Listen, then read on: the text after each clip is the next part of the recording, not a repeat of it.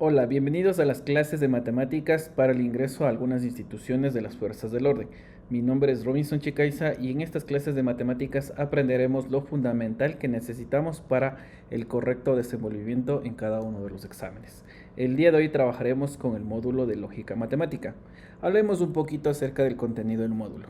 Empezaremos con una introducción a la lógica simbólica. En la segunda parte veremos proposiciones. En la tercera, los operadores lógicos más importantes.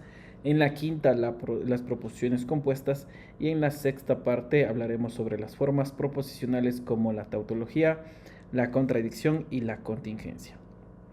Hablando un poco acerca de la lógica simbólica, la razón de ser de la misma y para qué sirve, recordemos que cada uno de nosotros como personas tenemos un lenguaje, un idioma. Y muchas veces este idioma pues nos ayuda a comunicarnos y también a dar nuestra posición respecto a alguna temática, a dar argumentaciones y llegar a una conclusión. Sin embargo, dentro de nuestro lenguaje tenemos estas situaciones. Por ejemplo, frases u oraciones que nos traen ambigüedades. Por ejemplo, lo siguiente: pon el sobre que te sobre la mesa. Genera un tipo de ambigüedad por el simple hecho de que estamos utilizando nuestro lenguaje natural. Y aquí es donde entra la lógica simbólica, en donde se trabaja a partir de argumentos, a través de proposiciones, a través de oraciones, y se llega a demostraciones que van a ser irrefutables. Y para eso usamos la lógica matemática, para que a través de ella podamos llegar a estas demostraciones de carácter irrefutable. ¿Para qué sirve? Sirve para que todo el análisis que nosotros tengamos a disposición, argumentos complejos, frases muy elaboradas, las podamos reducir a un razonamiento simple, pero siempre de una manera rigurosa y utilizando un lenguaje preciso. Hablando un poquito acerca de la historia o la línea histórica de la lógica simbólica, en 1666 ya se creó una parte de la lógica llamada característica universal, así se llama este libro. En 1854, Boole, dentro de su álgebra, ya determina algunos símbolos que vamos a trabajar dentro de las matemáticas, y formalmente en 1902, pues con la obra Principia Mathematica del autor Russell, ya se tuvo la correcta forma de transmitir todo lo referente a la lógica simbólica. La primera opción que tenemos nosotros dentro de este módulo es aprender qué son las proposiciones. Recordemos que una proposición es una unidad semántica, o sea, es una oración que puede tener dos cosas. Puede ser una proposición verdadera o puede ser una proposición falsa, pero no existe una tercera posibilidad. No existe que tal vez sea verdadero en ciertos casos y falso en otros casos. Por ejemplo, tenemos aquellas proposiciones como la primera.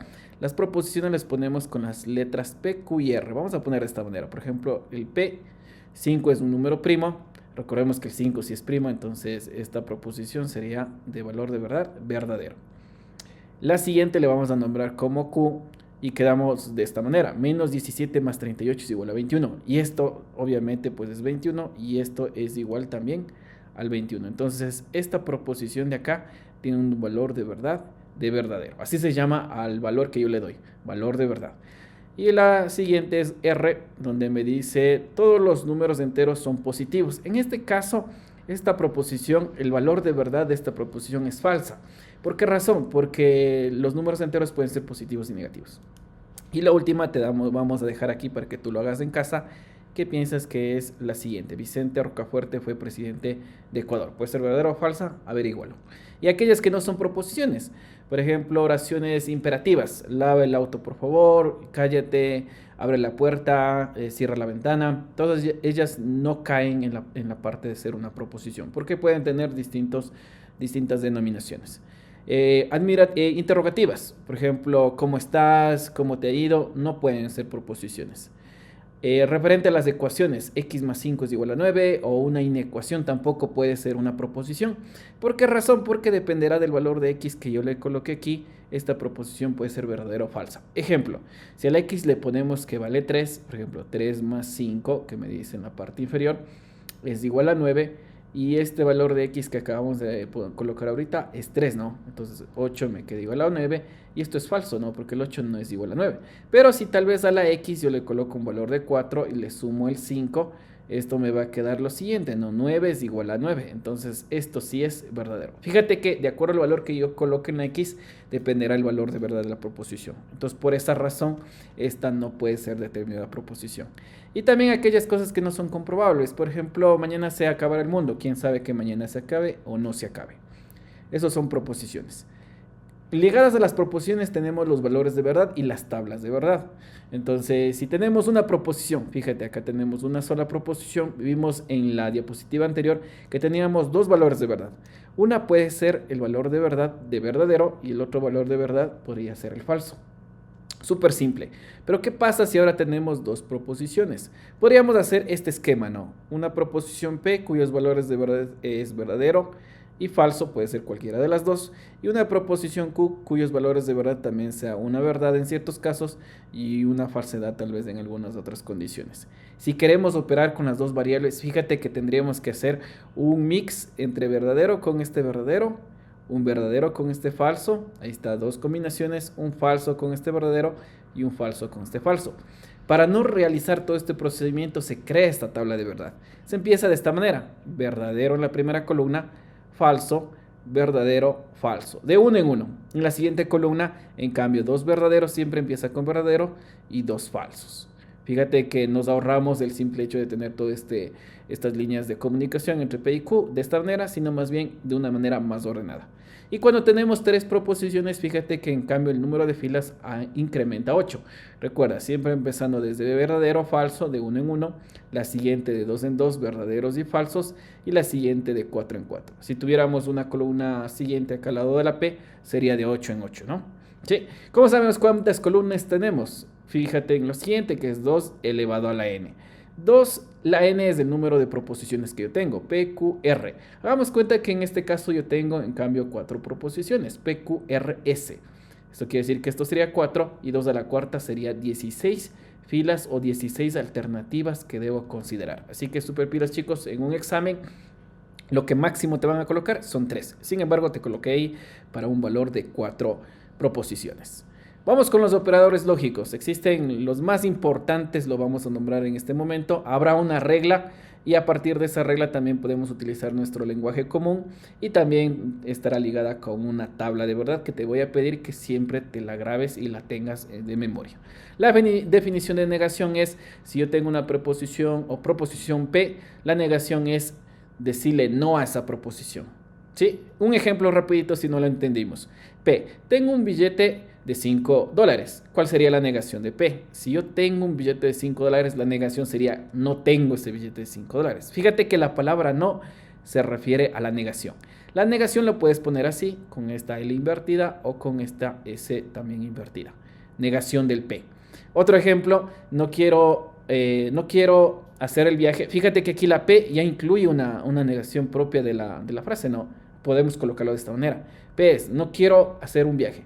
¿Cuál será la negación de P? Lo contrario, no, quiero hacer un viaje, la negación de la negación. Entonces, una tabla de verdad simple, si yo tengo un verdad, la negación sería un falso. Si yo tengo una falsedad, la negación sería una verdad. En el lenguaje común vas a encontrar estas palabras. Por ejemplo, no quiero hacer la tarea, ni quería ir, no es verdad que, o no es cierto que. Son las 4 formas en las cuales nosotros podemos identificar a este conector.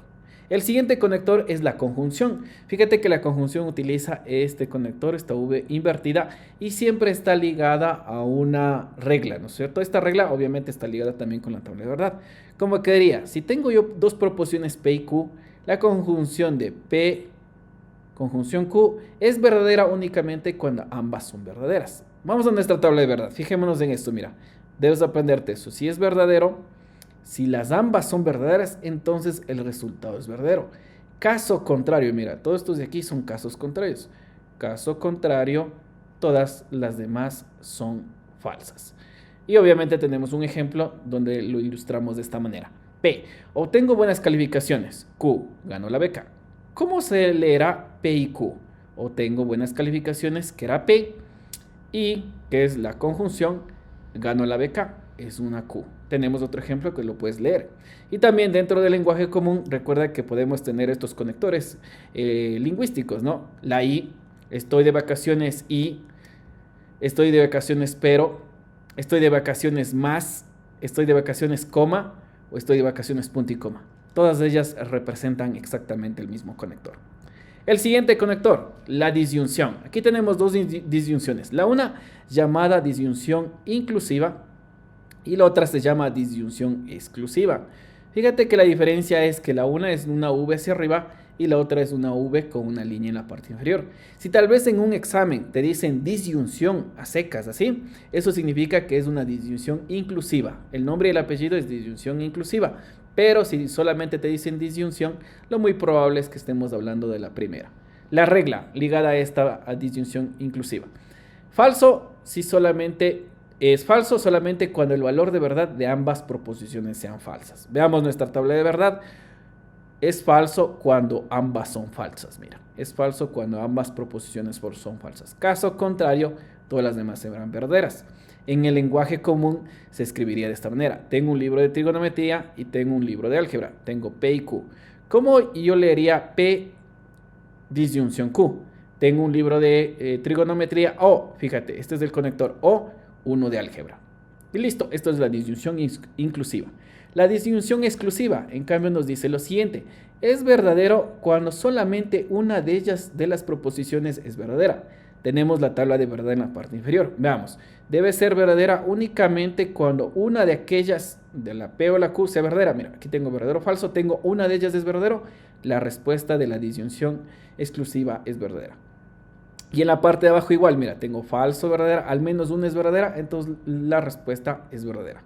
Aquí también me mencionan de una equivalencia lógica, ¿no? O sea, si dentro del álgebra, si nosotros tenemos P, disyunción exclusiva Q, esto es lógicamente equivalente que tener P o Q y negado de P y Q. Es una referencia, es una igualdad. O sea, P, disyunción exclusiva Q, es todo lo que está acá. A manera de ejemplo, estoy en Quito, P, estoy en Guayaquil, Q. ¿Cómo se leería P, disyunción exclusiva Q? O estoy en Quito, mira, o estoy en Quito o estoy en Guayaquil. Fijémonos en algo, que la disyunción exclusiva está ligada a que yo no puedo estar en dos lugares al mismo tiempo. Por esa razón, o bien estoy en Quito o bien estoy en Guayaquil. No puede ser verdad que estoy en Quito y Guayaquil porque físicamente es imposible. Vamos al siguiente conector, que es el condicional, también llamado enunciado hipotético o de implicación. Igual, ligado a una regla. Es falsa únicamente cuando el antecedente P es verdadero y el consecuente Q es falso. Es falsa únicamente en esa condición. ¿Listo? Vamos a nuestra tabla de verdad. Revisemos esa condición. Es falsa cuando mi antecedente es verdadero en ese orden y mi consecuente es falso. Fíjate que aquí me dan la razón. Mira, aquí me dicen el P es tu antecedente, o sea, la primera parte, y Q es tu consecuente. Así se llaman. Entonces en la parte inferior igual vamos a leerlo. El antecedente siempre es el P, o sea, el que primero aparece antes de la flecha, y el que aparece después se llama consecuente. Puede ser la Q, la R, cualquier letra. Al antecedente se le puede llamar hipótesis, premisa, condición suficiente, y a la consecuente o la consecuencia se puede llamar conclusión, tesis o condición necesaria. Dentro del lenguaje común, dentro del lenguaje del habla normal que tenemos lo siguiente, ¿no? P implica Q, antecedente consecuente. También podemos colocarlo así, Q porque P, o Q cuando P, Q ya que P, o Q debido P. Un ejemplo rapidito. Juan gana el concurso, es mi proposición P. Q es Juan dona $10,000. ¿Cómo leeré P entonces Q? Fíjate que en este condicional nosotros tenemos que estar pilas en este conector sí unido del entonces. Si Juan gana el concurso, entonces donará esos $10,000. Tenemos al inicio el antecedente que es la P y al final pues tenemos el consecuente que es el Q. A raíz de esto del condicional tenemos tres formas de variar a este tipo de condicional que son muy conocidas dentro de las universidades, dentro de las instituciones de educación media y superior. Las variaciones del condicional, la recíproca, la inversa y la contrarrecíproca.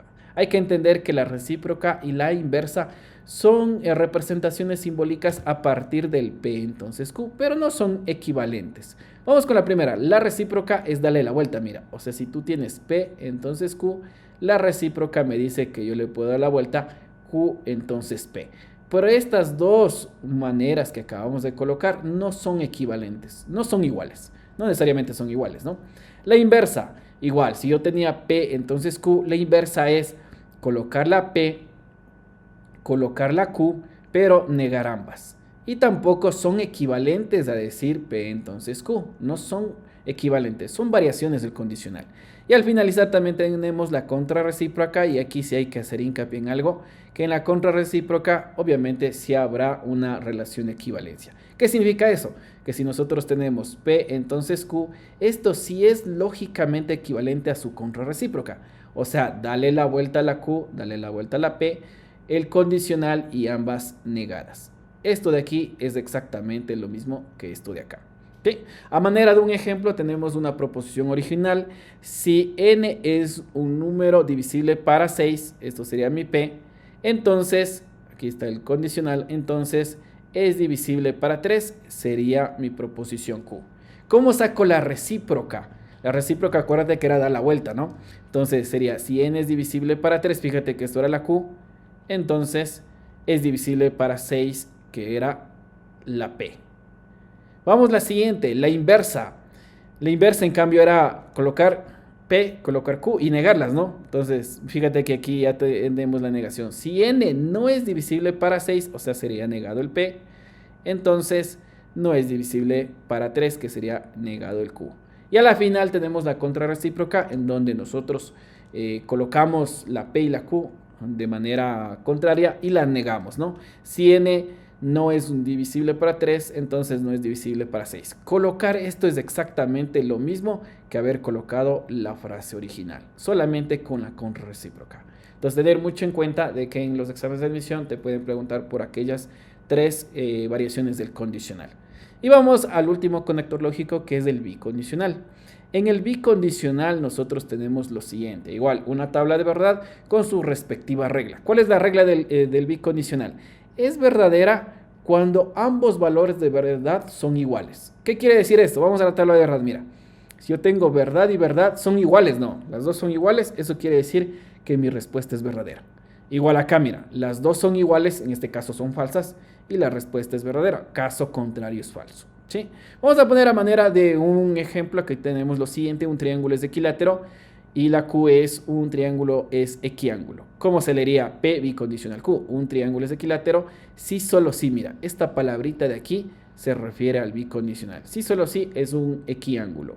Además, dentro de este contexto, dentro de la parte del lenguaje español, podemos encontrar así. Sí, solo sí, sí, solamente sí, A implica B, B implica A, que también es lo mismo. Cuando y solo cuando también es lo mismo. Y también recordar algo, ¿no? Que hay una propiedad que te va a ayudar bastante más adelante, que P bicondicional con Q es lógicamente equivalente a P entonces Q. Ahí existe un error, paréntesis, y vamos a ponerle así, y Q entonces P. Son lógicamente equivalentes. ¿Qué significa? Que yo puedo reemplazar este valor por este valor de acá y no pierde ningún tipo de sentido. Y para finalizar este módulo vamos a revisar también las proposiciones simples y compuestas. Recordemos que una proposición simple es aquella que no tiene un conector. No tiene ni la negación, ni la conjunción, ni la disyunción. Es una proposición simple referente a las proposiciones que nosotros veíamos al inicio de esta clase. O sea, todas las que colocamos como PQRS son simples porque no tienen ningún tipo de conector. En cambio, hablamos de proposiciones compuestas cuando ya podemos utilizar conectores entre ellos. Por ejemplo, si nosotros tenemos este siguiente enunciado. Si la seguridad privada es efectiva, mira, aquí hay un conector. Si la seguridad privada es efectiva, entonces, disminuye los índices de asalto en la ciudad. Y otro conector, el turismo se desarrolla. Los índices de asalto, miren, aquí hay un punto, los índices de asalto no disminuyen, pero también es otro conector, la seguridad privada es efectiva. Entonces, otro conector, el turismo no se desarrolla. Fíjate que hay muchos conectores dentro de esta misma frase. Vamos a identificar las variables. P, la seguridad privada es efectiva. Q, los índices de asalto en la ciudad disminuyen. Y R viene a ser el turismo se desarrolla. ¿Cierto? ¿Cómo armaríamos todo lo que está en la parte superior? Utilizaremos conectores como el condicional. ¿Por qué? Porque aquí existía el entonces. Por acá también había el conector si, no, sí, y acá había una coma. Entonces también es un conector entonces, un condicional. También tenemos negación, ¿no? Aquí fíjate que había una negación, aquí hay un conector y también, y por acá también hay un conector y.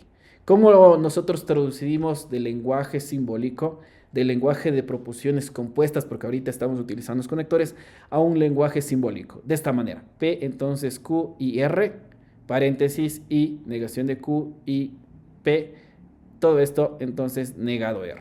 Puedes detener este video y revisar por qué razón son equivalentes. Puedes utilizar el enunciado y colocar las P, las Q y las R encima de cada una de las oraciones. Recordemos nuevamente para terminar esta parte: una proposición simple, oraciones sin conectores; proposiciones compuestas, oraciones con conectores. Formas proposicionales. Rapidito al finalizar esta clase. Una forma proposicional simple es la tautología. ¿Qué significa esto? Que si tú al momento de realizar la tabla de verdad de esta parte de acá, te salen todos los valores, después de toda la tabla de verdad, te salen todos los valores verdaderos, estamos frente a una tautología.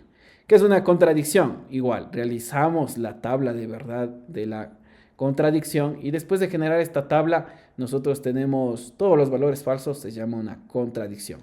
Y cuando tenemos una mezcla de esto, no necesariamente todos verdaderos o no necesariamente todos falsos, existe una mezcla.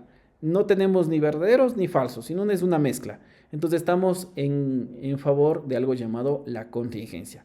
Las variables proposicionales es un conjunto más grande de operadores lógicos, un conjunto más grande de proposiciones, y también guardan la relación con la generación del número de proposiciones con los valores de verdad respecto de 2 a la n. Recuerda que 2 a la n ya revisamos para qué funciona. Entonces, un resumen de nuestro módulo: hemos visto qué es una proposición, qué es una negación, qué es una conjunción, disyunción, condicional, bicondicional, y también hemos revisado las principales formas proposicionales. En el próximo video aprenderemos a cómo resolver ejercicios que tengan que ver con la lógica matemática.